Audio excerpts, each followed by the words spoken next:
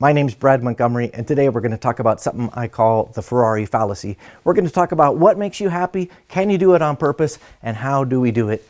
I'm glad you're here. You are awesome. This is where we talk about getting the most out of yourself and those people around you.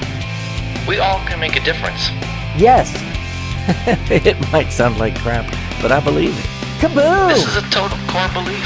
Yes. My name is Brad Montgomery. Boom! And this is Brad Montgomery Live. Welcome.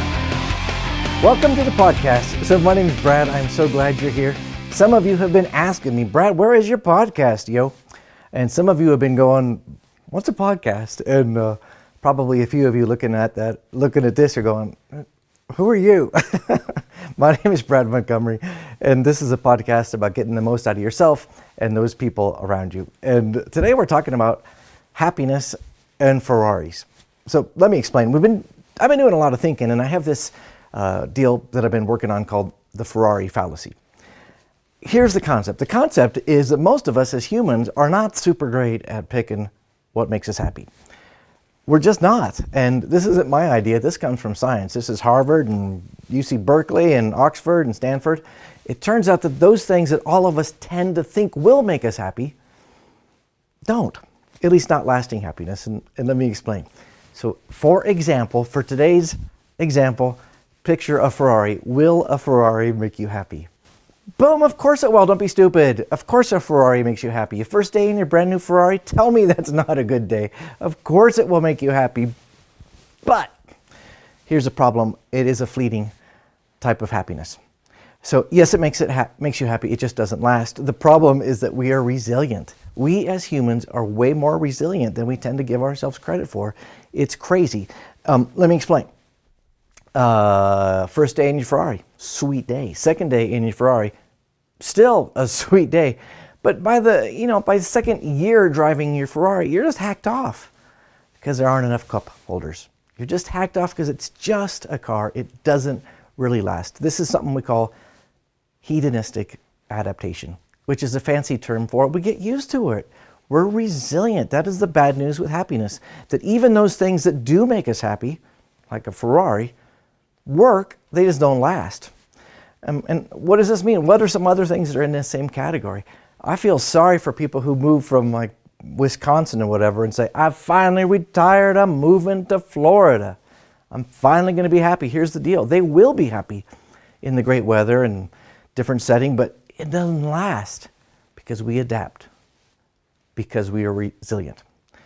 Let me give you another example. I was really lucky in that I moved for a year with my family to Mexico. And in other episodes, I hope to tell you more about that trip because we learned a lot. But I can tell you of many of the favorite things that we did, that I did, is one of my absolute favorite things was often I could look out of our window at night and we could see the ocean from our window. Very cool.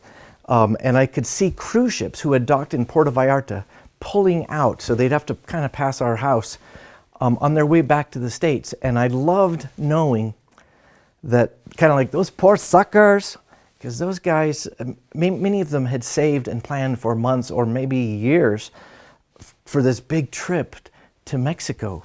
And they got to get off the boat for one day and look around. And then they got on the boat and had to pass our house. They had to pass my house on the way back home to whatever misery awaited them there. And so that was the game that I played in my mind, and it seriously brought me a lot of joy. Because, I'm telling you, we moved to paradise. We had vacationed in this area and said, this is awesome, let's move here, and we did. So this is a place we were within walking distance of a couple of resorts that catered to North Americans. We were surrounded by the best weather. We were in the land of fresh mangoes. I mean, it was just literally vacation paradise. But you guessed it, right? After a very short amount of time, we adapted. We are resilient. Hedonistic adaptation took hold, which meant eventually you're just checking your email like any other day. Eventually you're more focused on, oh crap, we got to go grocery shopping again, and the car needs gas, and we got to do this chore, and the kids need this, and we got to go volunteer at the school. Eventually it was just life, which meant the boost we got in happiness from moving to Mexico was genuine. It just wasn't lasting. We loved to walk on the beach at the beginning of the year, and we did all throughout the year, but by the end of the year, it's like, you want to go on a walk? Yeah, okay. And you go walk on the beach, and we didn't really notice anymore because we adapted. So what does this have to mean to you? What does this mean to you? This means that when we're on our journey towards a happier life, and who isn't on that journey, it means that we need to be aware that some of the things that we think will make us happy really are poor strategies for long-term happiness. But the good news, get ready, the good news is that there's great strategies for long-term happiness that do work. And I'm going to tell you exactly what they are in some future episodes. So thanks for being here. Thanks for those of you who have been so kind to say, do this. So tune back in. Do me a favor though, would you? Click subscribe, for crying out loud. Click like, click everything you've got. Find me on Facebook, Facebook, YouTube. Click like, subscribe, iTunes. Click like, comment. All of that stuff helps. I appreciate you. You're awesome. My name's Brad Montgomery. Have a great day. I'm going to go get my Ferrari and tear it up.